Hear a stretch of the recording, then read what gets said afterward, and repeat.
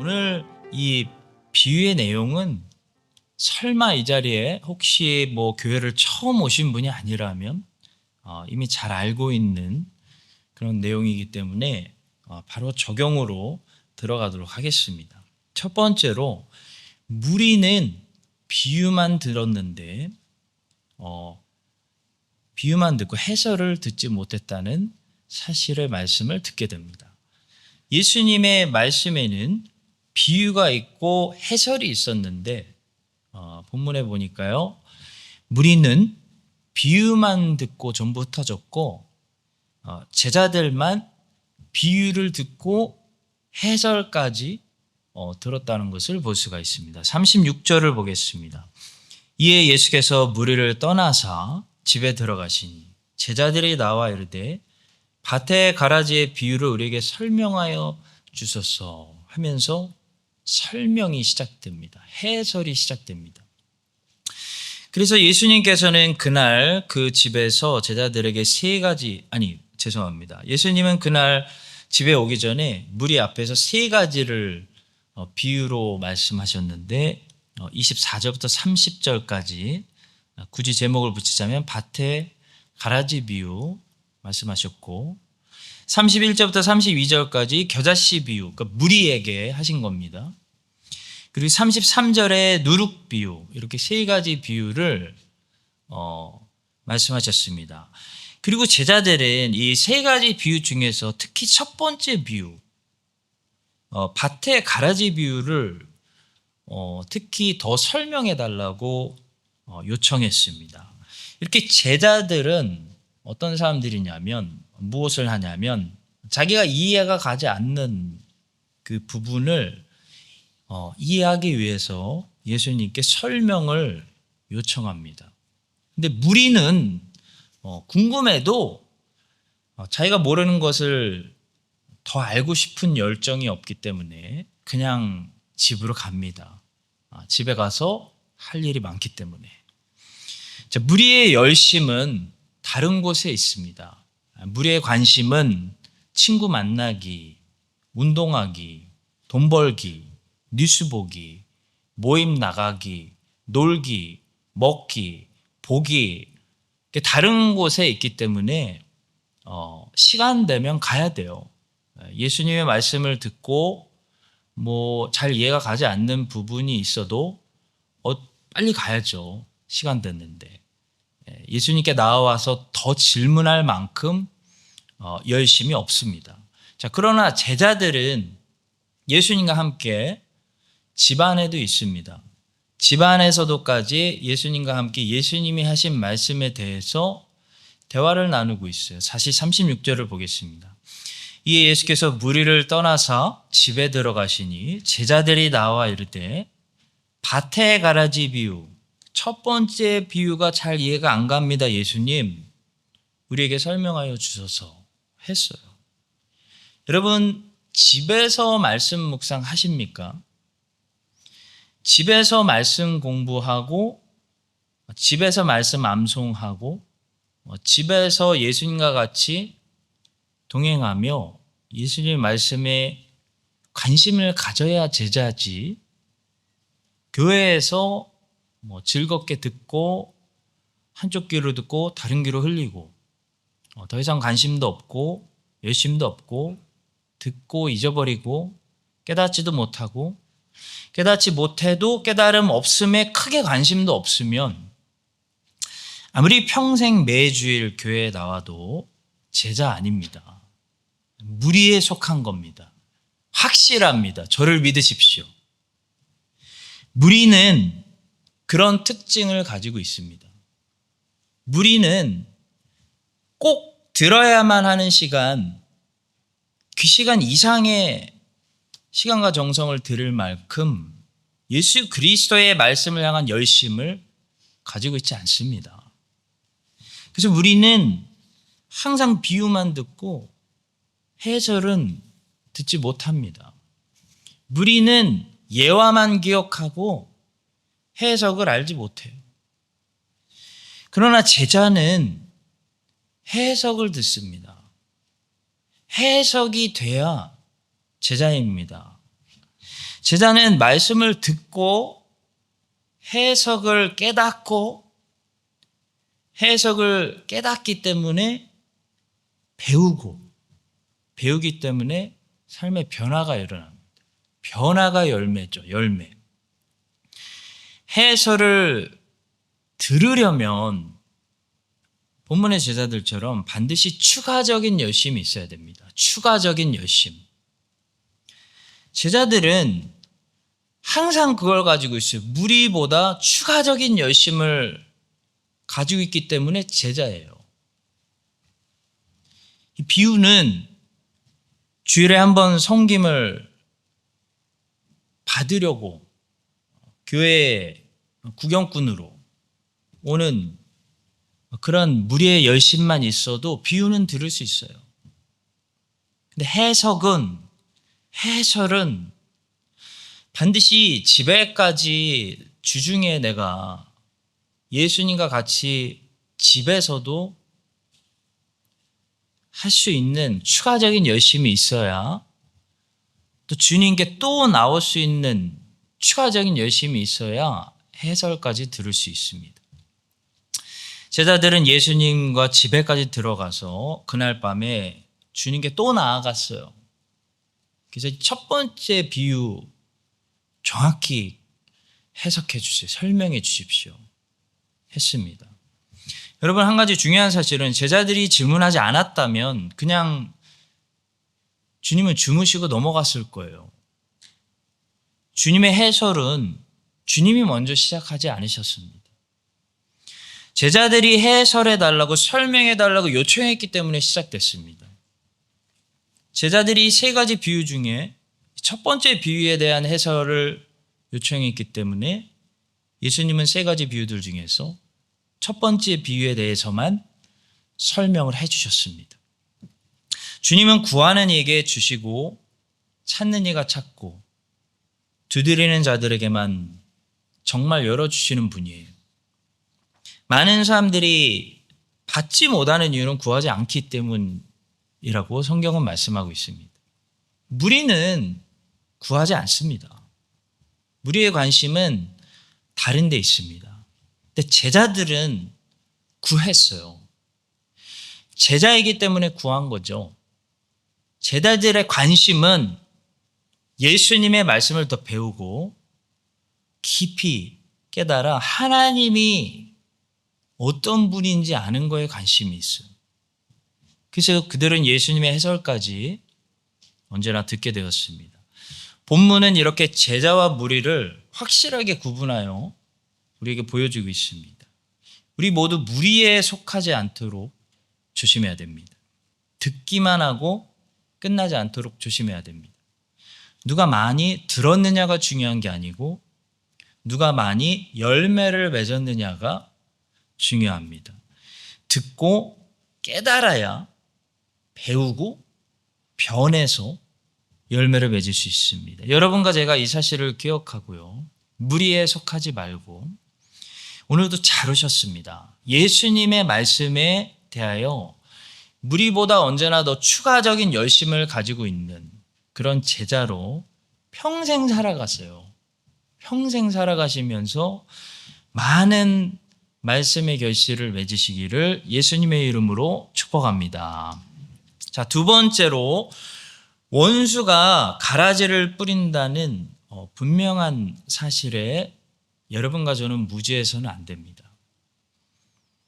예수님께서 어느 날 회당에서 설교하실 때 귀신 들린 자도 몰래 앉아서 설교를 듣고 있었습니다. 마찬가지로 지역 교회에는 하나님의 자녀들만 모이는 것이 아니고 가라지들도 함께 섞여 있습니다. 그렇기 때문에 교회는 다수의 의견을 듣고 무엇을 결정해서는 안 되고요. 교회는 하나님의 말씀을 듣고 결정해야 돼요. 지역교회 안에는 육체에 속한 사람들이 다수가 될 수도 있는데 그들이 다수라고 해서 그들의 말을 들어주면 교회는 육체에 속한 사람들이 원하는 육체 활동을 하는 이상한 공동체로 전락하게 됩니다. 사도들은 3,000명이 넘는 예루살렘 교회의 모든 다수의 의견을 들어준 것이 아니고 기도하면서 다시 예수님의 음성을 들으려고 했고 예수님의 가르침을 떠올려서 예수님이 말씀하신 대로 교회를 선교로 이끌어 갔습니다.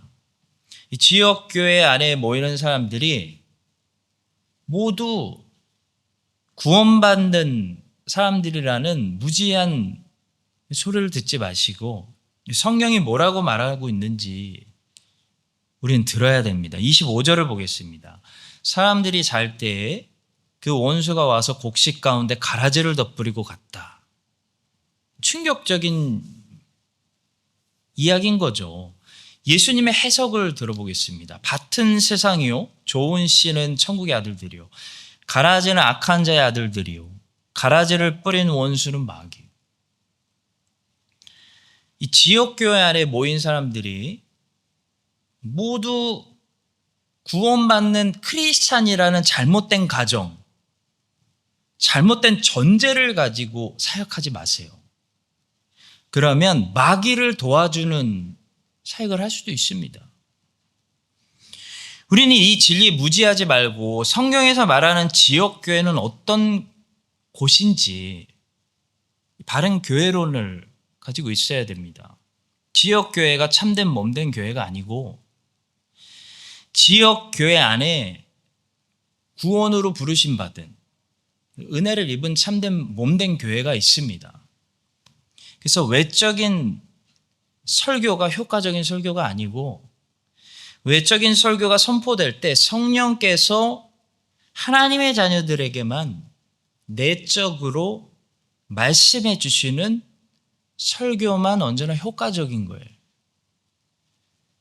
다 각자 사람은 자기 육체적인 소원과 도움이 필요하기 때문에 예수님을 찾는, 하나님을 찾는 저 무리가 다 예수님을 믿는 게 아니고요. 예수님의 말씀이 영혼에 잘 들리는 사람, 하나님이 누구신지 그분에 대해서, 그분의 나라에 대해서 이상하게 관심과 열심이 자꾸 생기는 사람들이 예수님의 제자들이에요. 우리는 지역교회 안에도 알곡과 가라지가 섞여 있다는 사실을 무지해서는 안 됩니다. 또 우리는 원수가 언제 가라지들을 뿌리는지에 대해서도 무지해서는 안 됩니다. 예수님은 비유를 통해서 이런 사실을 들춰내셨습니다. 25절을 보겠습니다. 사람들이 잘 때에 그 원수가 와서 곡식 가운데 가라지를 덧뿌리고 갔다. 비유 속에서 종들이 자는 시간에, 그러니까 밤에 원수가 몰래 가라지들을 뿌리고 갔다는 거예요. 여러분, 원수가 가라지들을 뿌린 이유는 딱 한 가지입니다. 농부의 농사를 망치기 위해서 가라지를 뿌리는 거예요. 가라지는 잘 키워서 쓰려고 키우는 곡식이 아닙니다. 다른 씨앗을 원수가 뿌리지 않고 원수가 가라지들을 뿌렸다는 것은요, 이 농부의 농사를 망치겠다는 거예요. 그거 목적 하나예요.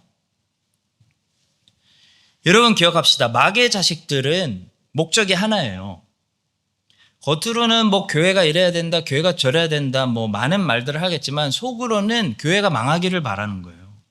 목회가 실패하기를 바라는 거예요. 하나님 자녀들이 넘어지기를 보고 싶은 거예요. 우리가 잘못되기를 바라고 교회를 찢고 교회를 파괴시키려는 마음밖에 없는 거예요. 그럼 마귀의 자식들이 교회에 언제 들어올까요? 우리가 깨어있지 못하고 잠들어 있을 때 들어옵니다. 복음으로 깨어있지 못하고 하나님 자녀들이 정신 차리지 못하고 졸고 있고 진리를 붙드는 일에 게으르고 사랑을 나누는 일에 미지근하고 선교하는 일을 뒷전으로 하고 육체의 일들에 푹 빠져 있을 때 마귀가 교회에 딱 보고 저 지역교회 틈이 보인다. 누구를 보내냐면 육체의 사람들을 보내요. 자기 종들을 보내고 자기 자식들을 보내는 거예요. 물론 그 사람들은 자기가 마귀의 자식들이라는 사실을 모르고 오겠죠. 그러나 마귀는 하나님의 자녀들이 잠자는 시간에, 파수꾼이 졸고 있는 시간에 가라지들을 확 뿌려서 교회가 망가지고 성령님의 농사가 그 교회에서 망하기를, 실패하기를 바라고 있는 거예요. 오직 그거 한 가지 목적이에요. 따라서 성도 여러분, 한인장로교회 틈 보이면 안 되고 깨어 있어야 됩니다. 파수꾼들이 깨어 있어야 됩니다. 기도해야 됩니다. 기도가 멈추면 마귀가 가라지를 뿌리러 와요. 복음 전도 멈추면 마귀가 가라지를 뿌려서 교회가 이상한 것들을 하기 시작합니다. 성역 공부 열심히 하고 진리를 아는 일에 하나님의 자녀들이 방심하고 게으르면 마귀가 우습게 보고 거짓 교사 보내는 거예요. 쟤네들 분별 못해 우습게 보고 거짓 교사 보내고 이단들 보내는 거예요. 우리는 이러한 사실들에 무지하지 말고 깨어 있어야 됩니다. 또 어떤 일에 우리는 무지하지 말아야 되냐면 마귀가 이런 일을 몰래 하기 원한다는 거예요. 마귀가 이런 일을 몰래 하기 원하기 때문에 종들도 비유 속에 보시면 가라지들이 뿌려졌다는 사실을 그 다음날 아침에 바로 안 거 아닙니다. 몇 개월, 몇 년 뒤에 알았어요. 가라지들이 다 자랄 때까지 몰랐어요. 몇 년 전에 뿌렸다는 거. 근데 가라지들이 다 자랄 때까지 종들이 그런 일이 있어. 원수가 왔다 갔다는 거 몰랐다는 사실을 여러분 주목하세요. 비유를 자세히 보시면 마귀가 예를 들어 어젯밤에 몰래 와서 가라지들 뿌리고 갔다는 사실을 그 다음날 아침에 종들이 발견한 거 아니에요. 종들은 어젯밤에 무슨 일이 있었는지 전혀 모르고 아침에 안심하고 일어나서 몇 개월, 몇 년 곡식이 잘 자라겠지 하고 살고 있었습니다. 그러다가 한참 세월이 흘렀는데 이 가라지들이 갑자기 나타나기 시작하는 거예요. 자라났어요. 어라? 종들이 어라? 분명히 여기에 좋은 씨들만 뿌렸는데 왜 여기서 가라지들이 이렇게 나왔지? 왜 우리 교회에 이렇게 됐지? 하며 종들이 오히려 주인에게 어라? 이게 왜 이렇죠? 놀라는 모습을 여러분 주목하세요. 본문 25절부터 27절 보겠습니다. 사람들이 잘 때에 그 원수가 와서 곡식 가운데 가라지를 덧뿌리고 갔더니 싹이 나고 결실할 때에 가라지도 보이거늘. 쇼킹이죠. 집 주인의 종들이 와서 말하되 주여 밭에 좋은 씨를 뿌리지 아니하였나이까? 근데 가라지가 어디서 생겼나이까? 교회 사역도요, 애들 키우는 거랑 비슷해요. 애들이 성인이 되었는데 이상하고 삐뚤은 어떤 열매가 나왔어요. 그러면 뭔가 잘못 심은 것이 나중에 자라나고 보게 되는 거죠. 마찬가지로 교회도 몇 년 동안 무엇이 심겨지는지도 모르고 열심히 왔는데 10년 후에 보니까 20년 후에 보니까 30년 후에 보니까 이상한 열매들이 나왔어요. 예를 들어 우리 교회 얘기하는 거 아니에요. 예를 들어 그런 교회들 많으니까. 그러면 이상한 걸 심고 있었던 거예요. 원수가 들어와서 막 가라지 뿌리는데도 모르고 있었던 거죠. 원수가 종들이 잘 때 밤에 몰래 가라지를 뿌리고 싹 도망갔다는 것은 여러분 마귀는 정체를 들키지 않으면서 가라지를 심으려고 한다는 것을 말씀합니다. 마귀가요, 나 마귀다. 내가 지금부터 가라지 심을 거다라고 말하고 나타나면 누가 받아주겠어요? 졸던 청지기도 일어나죠. 마귀는 절대로 그렇게 나타나지 않고 마귀는 우리 교회에 절대 그렇게 들어오지 않습니다. 마귀는 틈을 보고 좋을 때 몰래 정체를 들키지 않게 감추고 들어와요. 이거 좋은 약이에요. 요즘 유행하는 거예요. 다른 교회에서도 효과를 봤대요. 여러분도 복용해 보세요. 약장수의 모습으로 나타나요.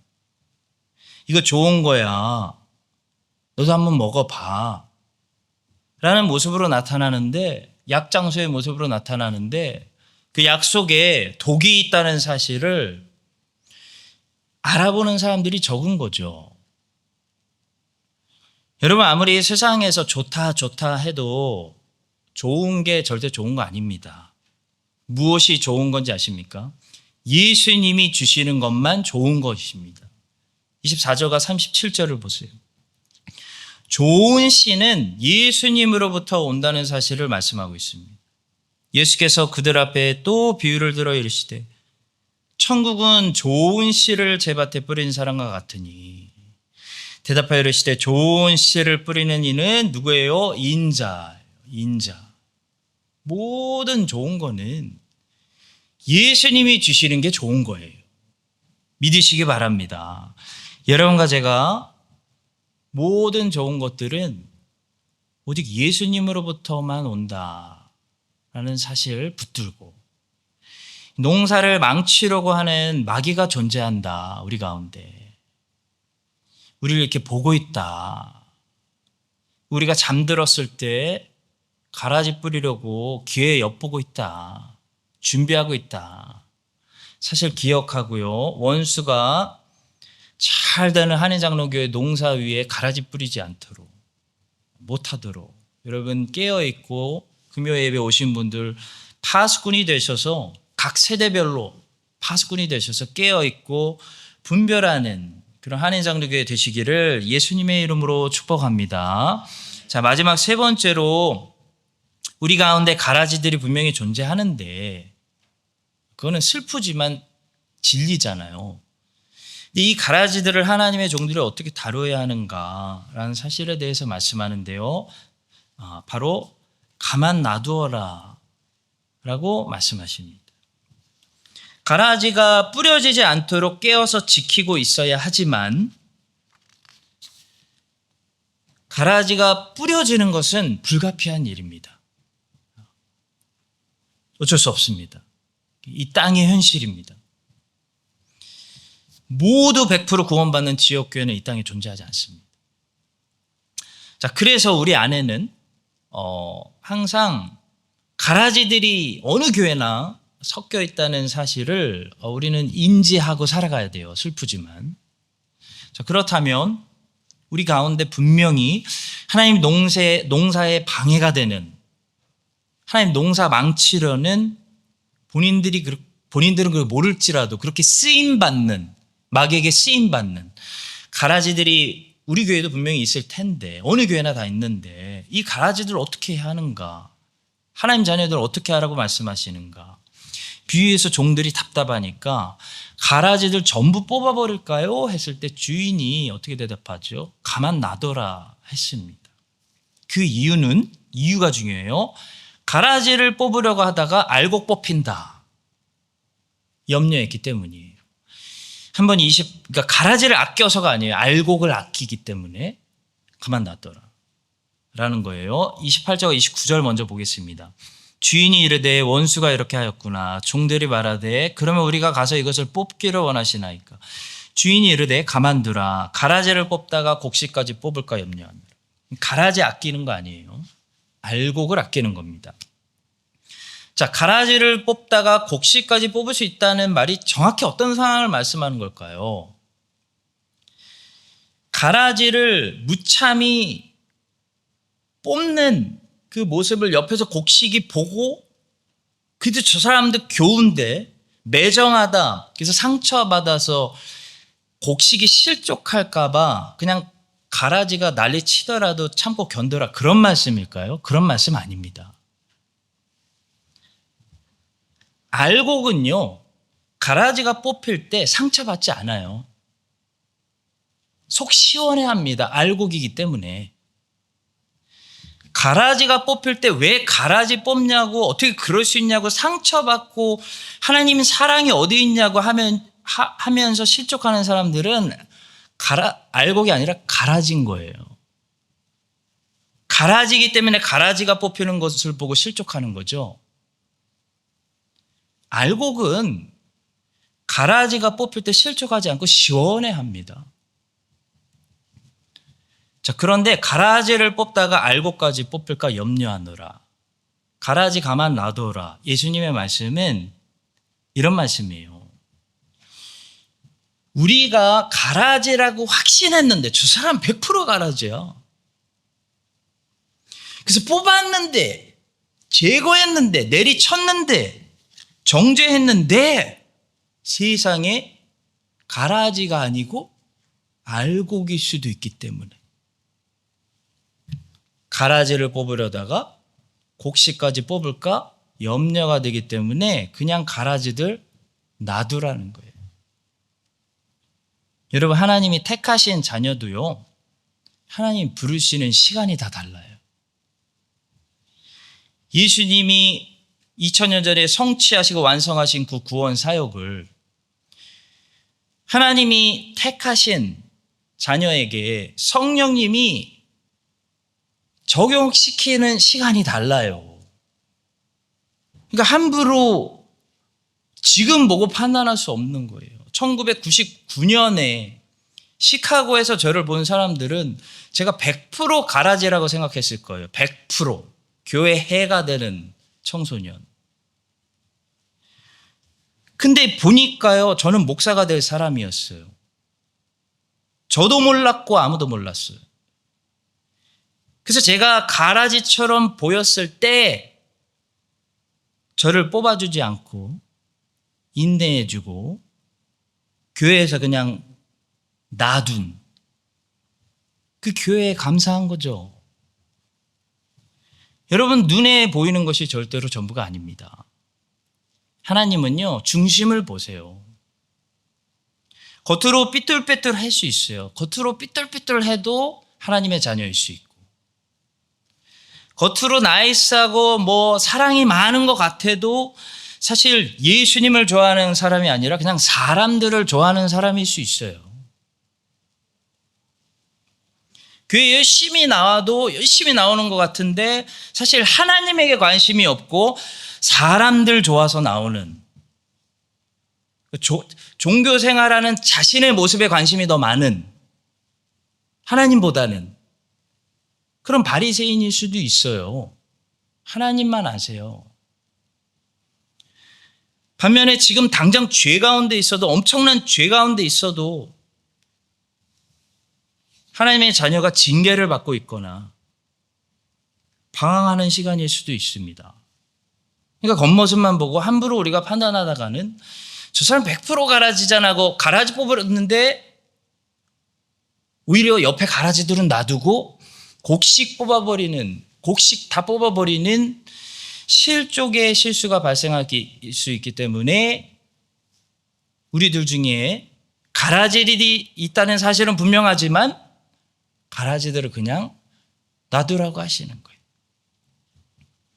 자, 그렇다면 가라지들의 운명은 어떻게 되느냐? 예수님은 거기까지 말씀하셨죠. 본문은 추수 때가 있다 라고 말씀하십니다. 본문에서 추수 때는 두 가지예요.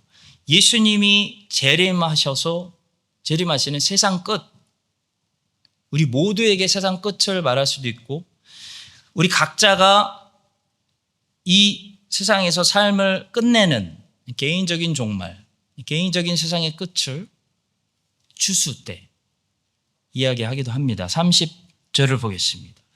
둘 다 추수 때까지 함께 자라게 두라. 추수 때에 내가 추수꾼들에게 말하기를 가라지는 먼저 거두어 불사르게 단으로 붓고 곡식은 모아 내 곡간에 넣으라 하리라. 자, 보세요. 추수 때까지 그냥 놔두라고 한 것이 아니에요. 추수 때까지 함께 자라게 두라라고 하셨어요. 자라게 두라.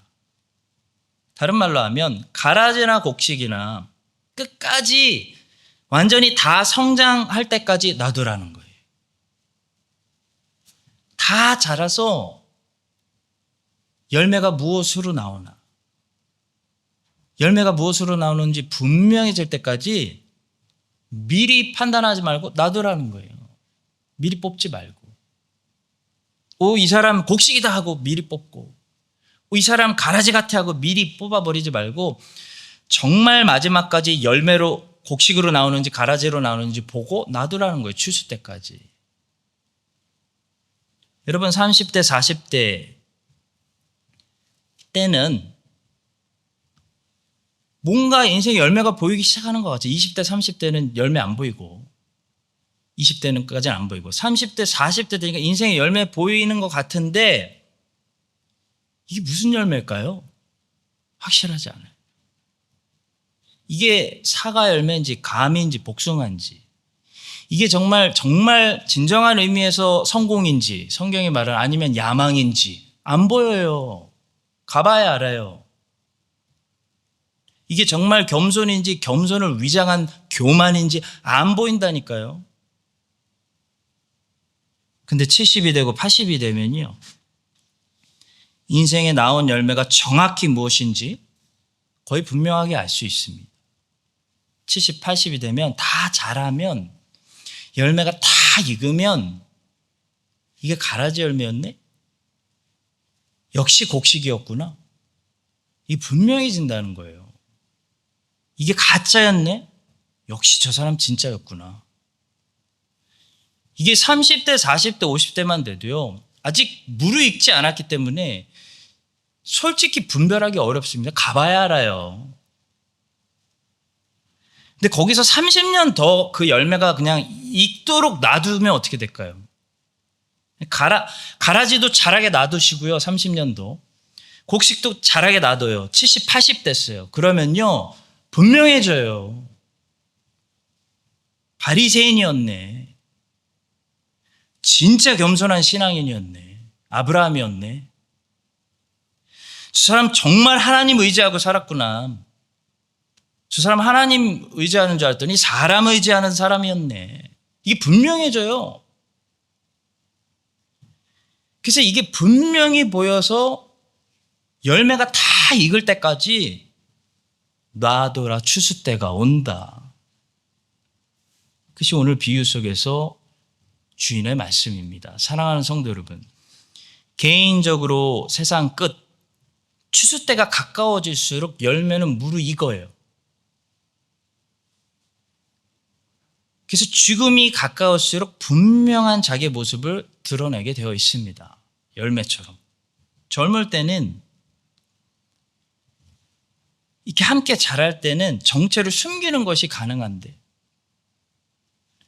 70이 넘어가면 가라지가요, 더 이상 알곡 흉내를 못 내요.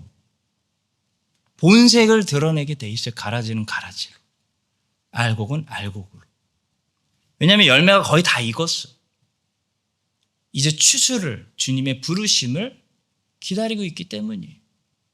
여러분, 추수 때 우리 모두 각 사람이 종말을 맞이할 텐데, 추수 때 우리가 종말을 맞을 때, 그때 이제 완전히 다 이제 나라는 이 사람의 열매, 나라는 인생의 열매가 본색을 드러낼 때 어떤 열매이기를 원하십니까? 우리 모두 바르게 신앙생활하여, 특히 젊으신 분들 지금부터 바르게 신앙생활하여 추수 때의 가라지의 모습이 아니라 정말 곡식의 모습으로, 그래서 주님이 기쁘게 데려가셔서 이제 안식에 들어와라, 너 무르익었어, 주님 저 베어 가세요. 이제 그래서 곡식 창고에 넣어주세요. 주님이 기쁘게 데려가셔서 자신의 곡식 창고에 우리를 채우시기에 정말 부족함이 없는 그런 열매 맺는 인생들 되시기를 예수님의 이름으로 축원합니다.